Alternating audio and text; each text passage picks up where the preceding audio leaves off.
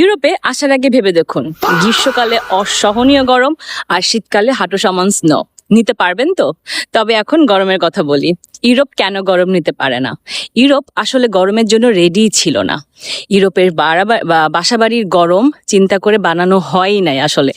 এখানকার মেট্রো, বাস, ট্রাম এগুলোতে এসি নাই, বাসাবাড়িতে এসির কোনো ব্যবস্থা নাই, ফ্যানের কোনো সুইচ নাই বা লাগানোর কোনো লাইন নাই, ছাদেও সিলিং ফ্যান লাগানোর কোনো সুযোগ নাই।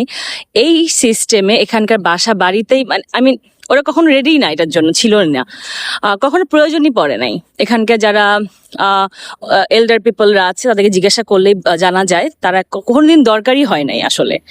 সো এখানে গরম যে পড়তো সেই গরমে জানলা খুলে দিলেই হয়ে যেত। কিন্তু এবার ইতিহাসের সর্বোচ্চ গরম পড়েছে ইউরোপে। এবার আবার যখন আসবে, তখন ঠান্ডা বা তুষারপাতও হবে এক্সট্রিম লেভেলে। সো দুইটাই খুব এক্সট্রিম লেভেলে হচ্ছে।